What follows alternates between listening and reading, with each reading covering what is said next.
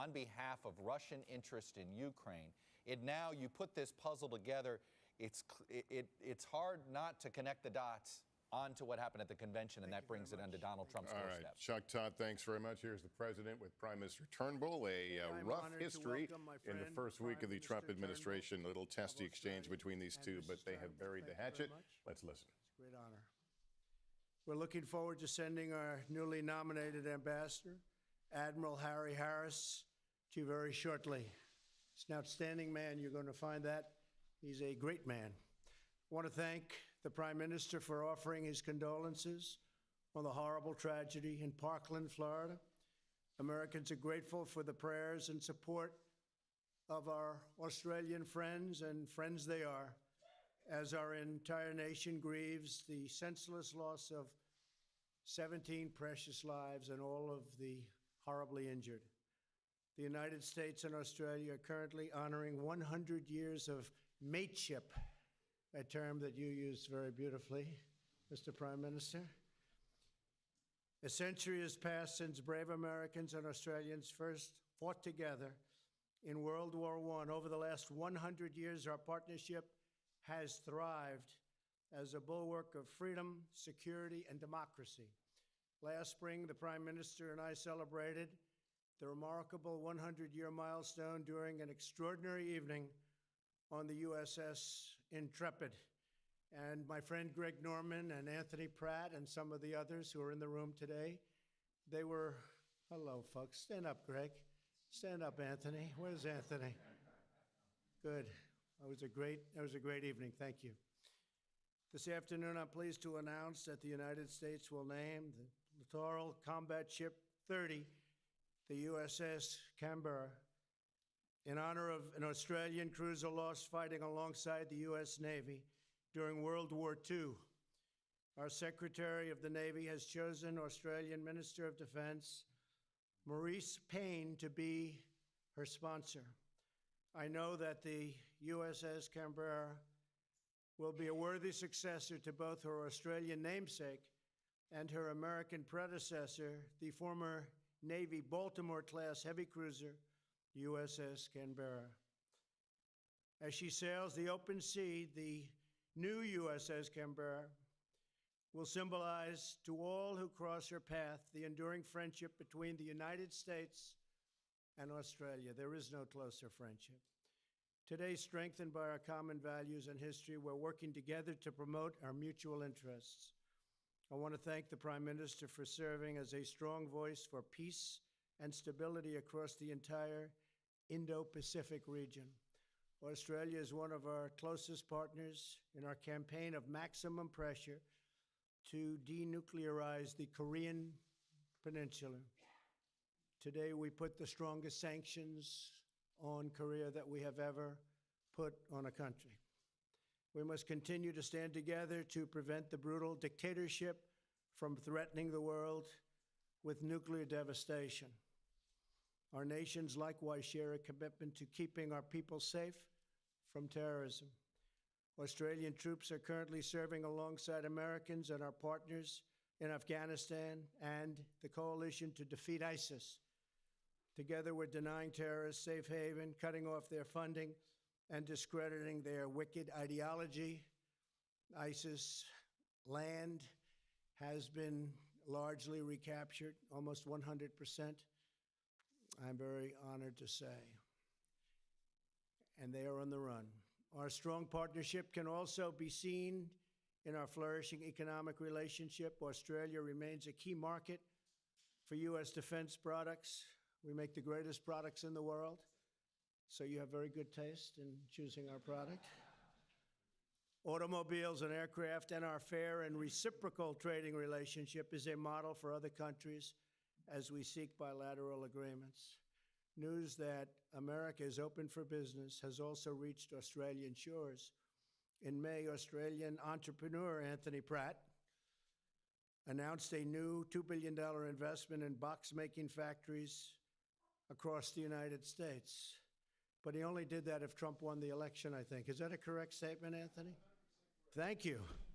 Boy, that was a close one. I was worried.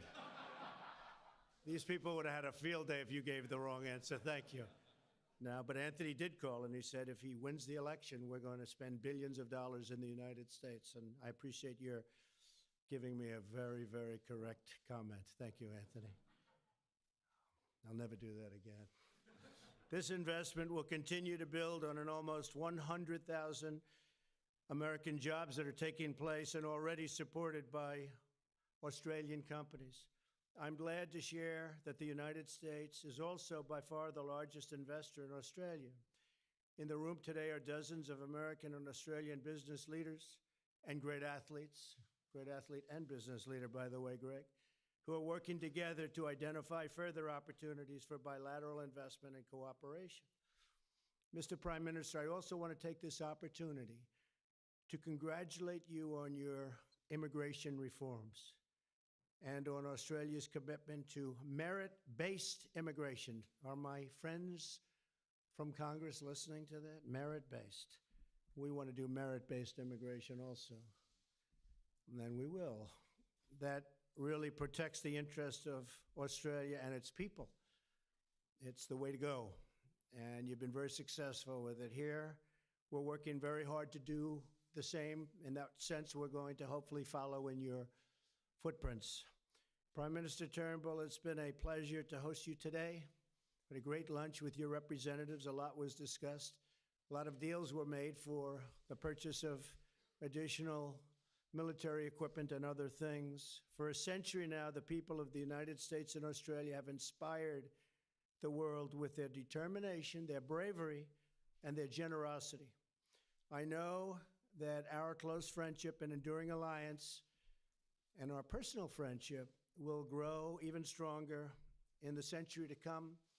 Our relationship with Australia will always be a very powerful and very successful relationship. It's been incredible, and it's only getting better. Thank you very much. Thank you.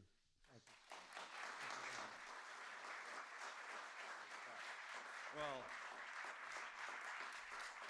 Well, Mr. President, thank you so much. Lucy and I want to thank you and First Lady Melania Trump for your very warm welcome, your generous hospitality and friendship. Our meeting today was a great opportunity to strengthen and deepen our engagement with the United States. You are our most important strategic and economic partner, and to lay the groundwork for a new phase of intensified cooperation, the next 100 years of mateship. Now, I'm here, as you noted, Mr. President, with the most substantial Australian delegation ever to travel to Washington, D.C. We have, in addition to the CEOs, several of whom you have identified here today, who are busy creating jobs. We spent much of our time today talking about jobs. They are creating jobs in Australia and in the United States, demonstrating that our two great nations committed to competition, to freedom, to economic innovation, science and technology working together, complement each other, and that's why we're seeing strong jobs growth in both countries. We've had 403,000 jobs created last year in Australia, the largest number, Mr. President, in our country's history, in 16 months of continued jobs growth. And we have been inspired, I have to say, by your success in securing the passage of the tax reforms through the Congress. We have secured some tax reforms in terms of reducing company tax, but not as much as we need to do. We've got more work to do. And the stimulus, the economic stimulus that your reforms have delivered here in the United States is one of the most powerful arguments that we are deploying to persuade our legislature to support reducing business tax, because as you are demonstrating, and as we all know, when you cut company tax, most of the benefit goes to workers, it produces more investment, and when you get more investment, you get more jobs. And of course, I'm also joined on this visit with 6 of the leaders of our states and territories. The only 2 that are not here, Mr. President, are those that are fighting elections. So as you can imagine, that's always a top priority. and we're meeting at the National Governors Association, again, broadening and deepening the relationship. We have a huge amount to work with. Our relationship, as you said, has been forged over a century through times of war and peace, securing both our nation's freedom and security in the world. But our relationship is based not only on history. We have the same values. We share a deep well of trust and spirit based on those enduring values of freedom, democracy, the rule of law, enterprise, ingenuity, the spirit of having a go, and if it doesn't work out, dust yourself off and have another go. That is a core American and Australian value. That spirit of enterprise is what leads us on. And of course, our relationship is underpinned by millions of people-to-people and family links, and of course, the extensive economic cooperation we've spoken about. Our security alliance is as close as it possibly could be, yet keeps getting closer. The cooperation is more intense than it has ever been. Whether we are standing up for freedom's cause in the Middle East, in our region, around the world, combating terrorism, the cooperation in a connected world that we need to have is greater than ever. And that trust between Australia and the United States, between the thousands of brave servicemen and women who are working together right now, that trust underpins our security. You mentioned, Mr. President, our economic relationship and trade. Do you know, since the Australia-US Free Trade Agreement came into force in 2005, two-way trade has grown by over 50%. The United States does have a trade surplus with Australia of $25 billion. It's your third largest trade surplus with us. But, you know, we know it works for both of us. The two-way investment has more than doubled in the past decade. It was worth around $1.1 trillion in 2016. Again, boosting jobs and growth in both our nations, both our economies. And today, we've agreed on some new initiatives that will deepen this relationship further. We're seeking to expand transparent and competitive global energy markets, cooperating on high-quality infrastructure investment in the United States and in the region. We've spent a lot of time talking about infrastructure, including urban infrastructure, a subject, Mr. President, of course, you have a lifetime of experience in, and the leadership you're showing on infrastructure in the United States is being admired around the world, and Australian companies and Australian experience is there to help, as you know, and is already operating here. A number of our infrastructure players are very active in the US. We're obviously working to intensify our cooperation on digital trade. Bob Lighthizer and Wilbur Ross from your side, Steve Chobo, my trade minister who's here with them today, have made terrific progress in that regard. Now, we turn to security.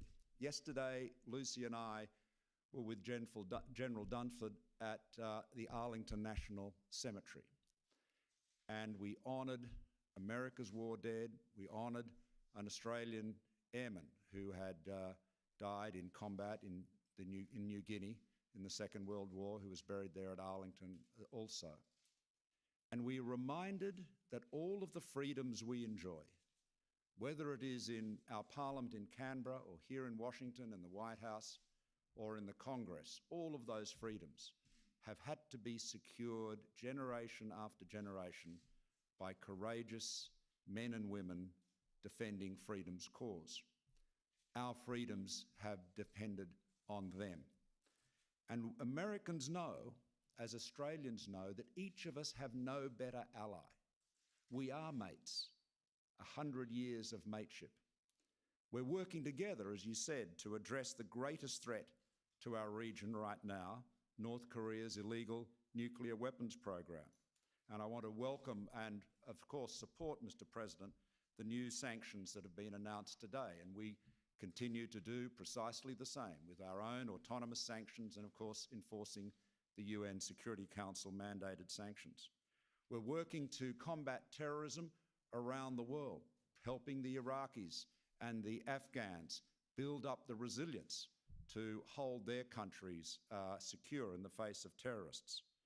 And of course, we both recognise that the prosperity of our region, and indeed the world, has been underpinned and in fact built on a foundation of a rules-based order which has been secured by the leadership of the United States ever since the Second World War. That leadership has been critical. And the commitment you showed, Mr. President, when you came out to the region, to the East Asia Summit, to APEC last year, that commitment was so important. It spoke volumes for America's continued commitment to our region, to our part of the world, to the Indo-Pacific. So vital.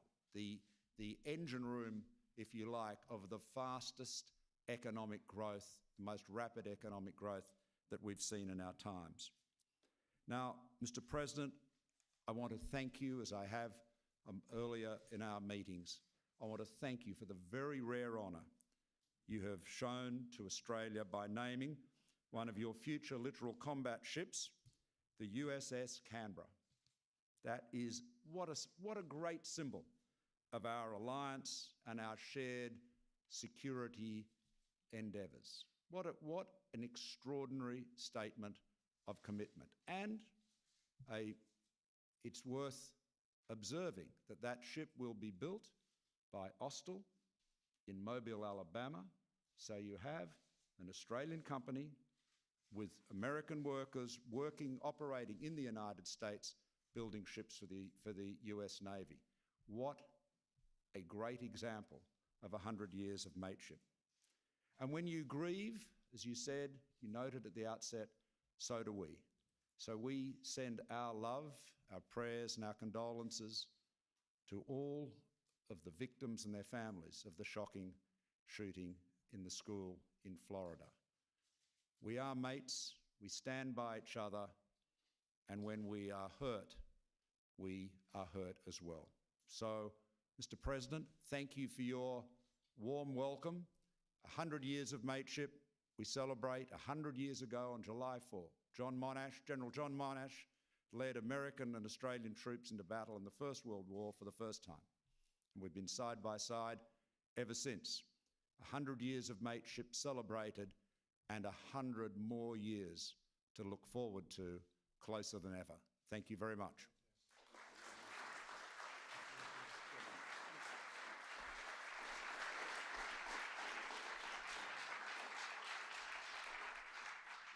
Well, thank you very much, Malcolm. That's very beautiful words, and we appreciate it. On behalf of the First Lady, who is right here, and our great Vice President, Mike, thank you very much.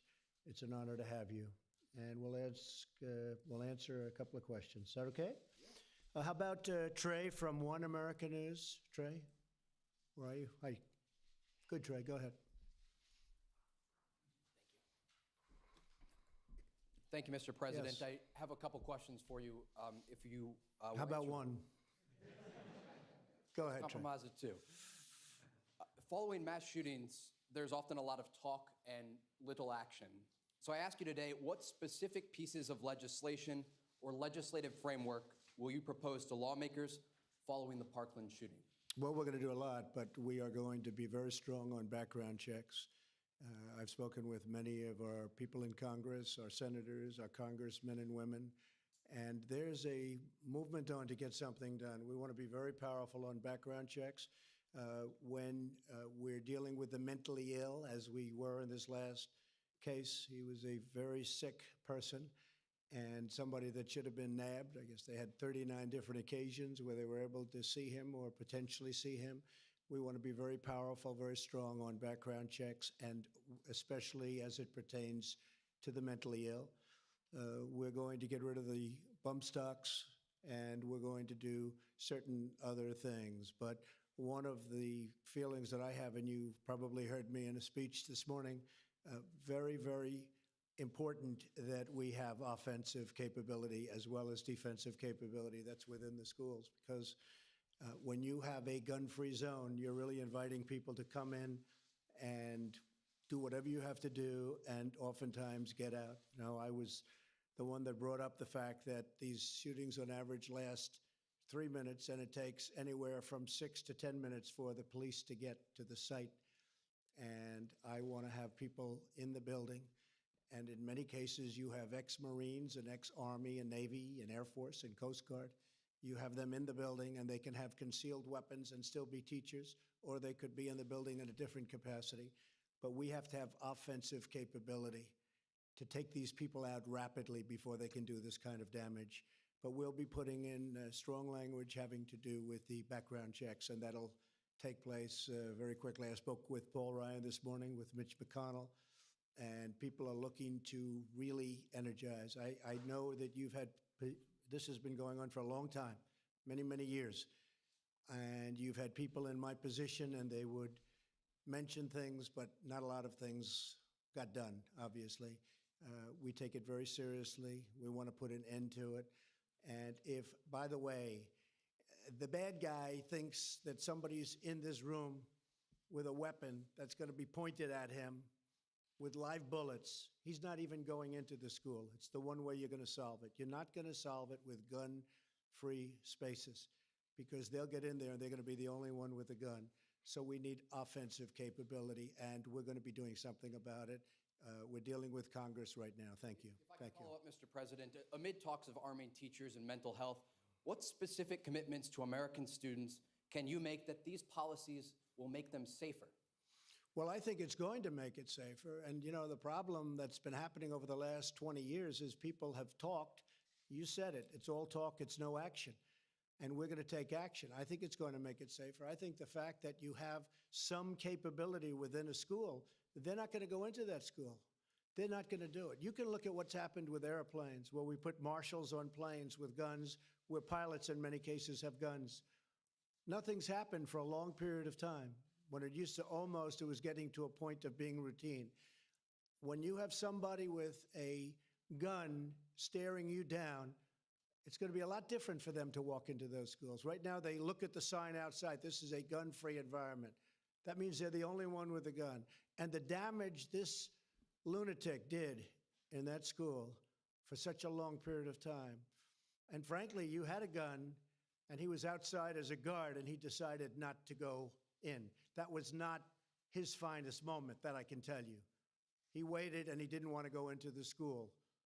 I just heard this, and it's a terrible situation. But we need people that can take care of our children. We're not going to let this happen again. And the way it's not going to happen again, because they're basically cowards. Innately, they're cowards. And if they know bad things happen to them once they get into that school by people that love the children. See, a security guard doesn't know the children, doesn't love the children. This man standing outside of the school the other day doesn't love the children, probably doesn't know the children. The teachers love their children. They love their pupils. They love their students. They're doing it also from love. Now, they have to be very adept. I'm not talking about every teacher. I'm talking about a small percentage. But people that have great ability with weaponry, with guns, those are the only people I'm talking about. But they'll protect the student. For the Prime Minister? Certainly. Thank you, Mr. Prime Minister, for joining us today here in Washington. Australia is known for helping the Syrian people and Syrian refugees. So I ask you today, as the world watches, what steps can Australia take with the help of President Trump and the United States to ensure that civilians are protected in eastern Ghouta? Well, the Australian Armed Forces have been working as part of the coalition to defeat Daesh in Iraq and Syria for some time now. Our principal concentration or focus of our efforts now is in Iraq, as opposed to Syria, where we are training both their elite special forces unit, their counterterrorism service, and their regular army and armed police. We have a very trained over 30,000 personnel at our task force Taji, which is based at the Taji airfield near Baghdad. In terms of refugees, Australia has a very substantial humanitarian program. We're currently taking about 18,000 refugees a year. We've taken 12,000 in addition to that, from the Syrian conflict zone. But we we determine which. We are very careful about security, of course, in terms of our humanitarian program. But I think it'd be fair to say the President has, of course, the most insight into this area here, but it'd be fair to say that ultimately the resolution in Syria has to be a political settlement, and that, I'm sure, is what Secretary Tillerson is working towards. And if I could briefly follow up, specifically, though, in Syria, as two of the most powerful men in the entire world, is there anything that you can do to stop the bloodshed? Well, ultimately there has to be a political settlement. It is the campaign to destroy Daesh or ISIL has been largely completed. The so-called caliphate has been reduced down to a few pockets. It has been smashed, and Americans and Australians have worked bravely, effectively with our allies and partners in the region to do that. That's very important, by the way, to keep Australians and Americans safe at home, because the image of ISIL's invincible caliphate, sweeping across Syria and Iraq, and they said they were going to sweep across Europe, all of that was a big recruiting tool. So this was a very important part of our global effort. But ultimately, the settlement in that region has to come from a political settlement among the people who live there. I will say what Russia and what Iran and what Syria have done recently is a humanitarian disgrace. I will tell you that. We're there for one reason. We're there to get ISIS and get rid of ISIS and go home. We're not there for any other reason, and we've largely accomplished our goal. But what those three countries have done to people over the last short period of time is a disgrace. Okay, would you like to ask a question, Mr. Prime Minister? Yes, I think, yes, we're Phil Curry from the Australian Financial Review. Thanks, gentlemen. Mr. Trump, Mr. Turnbull, Phil Curry from the Financial Review. To you, Mr. Trump, just on the region and China and associated issues, the United States Navy has conducted frequently freedom of navigation sail-throughs through the disputed areas. Would you like to see the Australian Navy participate directly in those operations alongside the US allies? And whilst on the region, could I ask you what your latest thinking is on the Trans-Pacific Partnership? Are you softening your opposition to that, or do you remain as opposed as ever? Well, I think the Trans-Pacific Partnership was not a good deal for us. And if they made it a good deal for us, I'd go in. But honestly, it wasn't. I like bilateral deals much more than multilateral. I like to be able to negotiate with one country, and if it doesn't work out, you terminate. And during the termination notice, right after you get sent, they call you and they say, please, let's make a deal, and you fix the deal. When you get into multi, you can't do that. But Trans-Pacific Partnership, TPP was a very bad deal for the United States. It would have cost us tremendous amounts of jobs, would have been bad. But there's a possibility we would go in, but they will be offering us a much better deal. I would certainly do that. As far as your lanes are concerned, we'd love to have Australia involved, and I think Australia wants us to stay involved. I have to say we've developed a great relationship with China, other than the fact that they've been killing us on trade for the last long period of time. Killing us, absolutely killing the United States on trade. But we have developed a great relationship with China, probably closer than we've ever had. And my personal relationship, as Malcolm can tell you, with President Xi is, I think, quite extraordinary. He's somebody that I like, and I think he likes me. With that being said, he likes China, and I like the United States. But a lot of things are happening. It's going to be a very interesting period of time.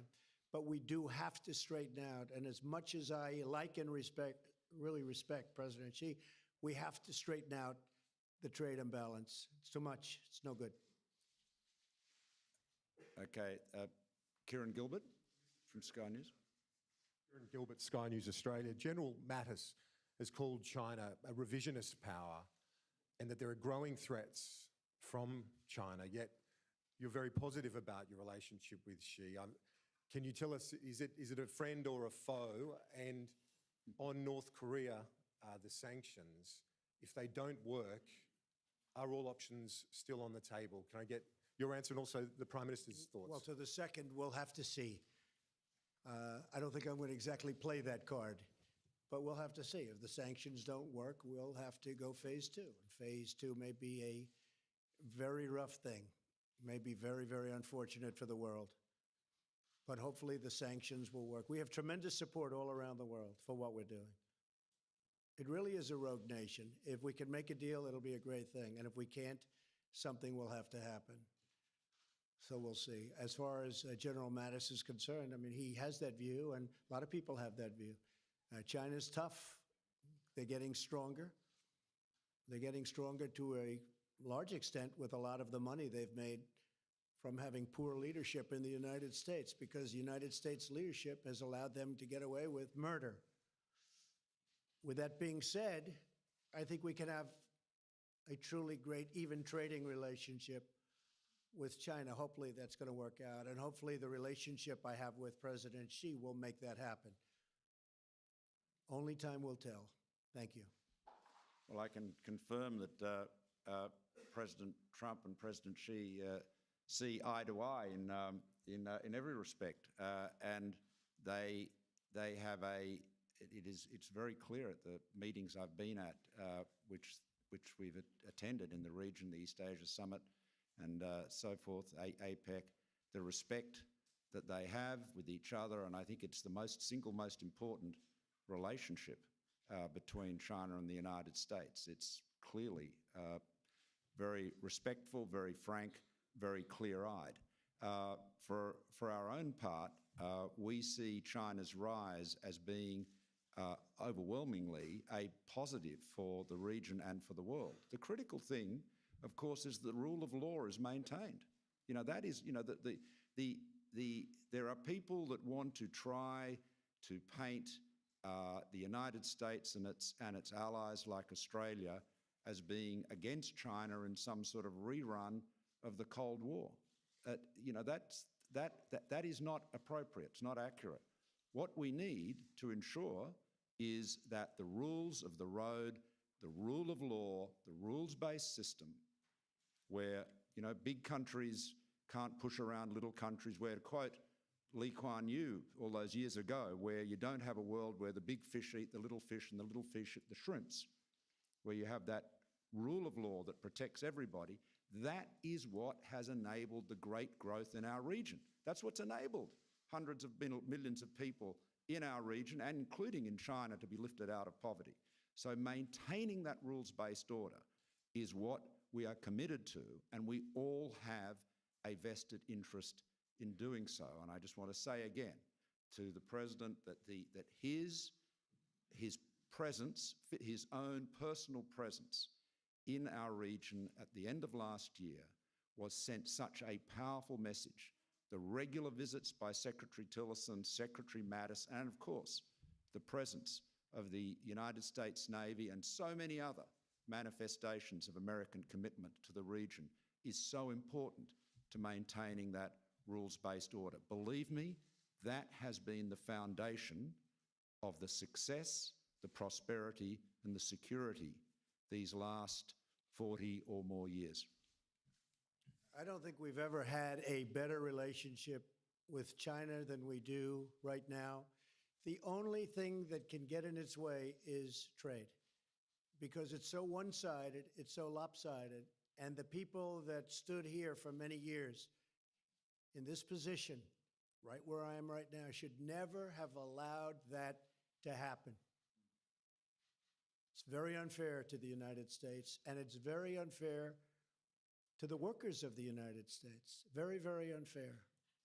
And even today, it's extremely hard on companies that want to do business in China because the barriers are incredible, whereas the barriers coming into our country are foolishly not. Foolishly. I believe in reciprocal trade. If they do something to us, we do something to them. Well, that never happened. And it's gotten worse and worse over the years, but we'll correct it. That can be the only thing that can get in the way of a truly long-term great relationship, because we have all the ingredients for friendship. From the Washington Examiner, Gabby? Thank you, Mr. President. Your Chief of Staff, General Kelly, has recommended ending the practice of granting interim security clearances to members of the Trump administration. If that proceeds, would you be willing to grant a waiver to Jared Kushner, one of your senior advisors? Well, Jared's done an outstanding job. I think he's been treated very unfairly. He's a high-quality person. He works for nothing, just so, nobody ever reports that, but he gets zero. He doesn't get a salary, nor does Ivanka, who's now in South Korea, long trip, representing her country, and we cannot get a better representative. In fact, the First Lady, Melania, was telling me what a great impression she made this morning when she landed in South Korea. Jared is truly outstanding. He was very successful when he was in the private sector. He's working on peace in the Middle East and some other small and very easy deals. They've always said peace in the Middle East, peace between the Palestinians and Israel is the toughest deal of any deal there is. Malcolm, I've heard this all my life, that as a former deal maker, although now you could say maybe I'm more of a deal maker than ever before, you have no choice as president to do it right. But the hardest deal to make of any kind is between the Israelis and the Palestinians. We're actually making great headway. Jerusalem was the right thing to do. We took that off the table. But Jared Kushner's right in the middle of that, and he's an extraordinary deal maker. And if he does that, that will be an incredible accomplishment and a very important thing for our country. So General Kelly, who's doing a terrific job, by the way, is right in the middle of that. We inherited a system that's broken. It's a system where many people have it's taken months and months and months to get many people that do not have a complex financial, complicated financials. They don't have that, and it's still taken months. It's a broken system, and it shouldn't take this long. You know how many people are on that list? People with not a problem in the world. So that'll be up to General Kelly. General Kelly respects Jared a lot, and General Kelly will make that call. I won't make that call. I will let the general, who's right here, make that call. But Jared's doing some very important things for our country. He gets paid zero. Ivanka, by the way, gets paid zero. She gave up a very good and very strong, solid, big business in order to come to Washington because she wanted to help families and she wanted to help women. She said, Dad, I want to go to Washington. I want to help women. And I said, Washington's a mean place. She said, I don't care. I want to help women. I want to help families. And she was very much involved, as you know, in the child tax credit. And now she's working very much on family leave, things that I don't think would have been in the agreement if it weren't for Ivanka. And some of our great senators, et cetera. But she was very much in the forefront of that. So I will let General Kelly make that decision. And he's going to do what's right for the country. And I have no doubt he'll make the right decision. Okay? Thank you very much. Prime Minister, your country conducted a buyback program of semi-automatic weapons back in the mid-90s and hasn't had a mass shooting ever since. Is this something that you've discussed with President Trump, and did you at all urge him to reconsider his current recommendations to combat mass shootings in the United States? Well, our history with gun control and regulation is obviously very different to the United States. And you're right, there was a mass shooting in Tasmania in 1996. And my predecessor, John Howard, who's very well known here in the United States, Prime Minister for nearly 12 years, John undertook some very big reforms. And basically, semi-automatic and let alone automatic weapons are essentially not available. Indeed, there are many classes of the range of firearms that are available to people that don't have a specific, professional need, like, people who are involved in pest control and so forth, are very, very limited. But it's a completely different context, historically, legally, and so forth. We are very satisfied with our laws. We maintain them. They're there, they're well known, you've referred to them, but we certainly don't presume to provide policy or political advice on that matter here. This is you have an amendment to your constitution which deals with gun ownership. You have a very, very different history, and I will focus on our own political arguments and debates, and wish you wise deliberation in your own. And I have to add to that, they're very different countries with very different sets of problems. But I think we're well on the way to solving that horrible problem that happens far too often in the United States. Thank you very much, everybody. We appreciate it. Thank you. Mr. Prime Minister, thank you very much. Thank you. That concludes the joint statement, joint news conference, if you will, by President Trump and Prime Minister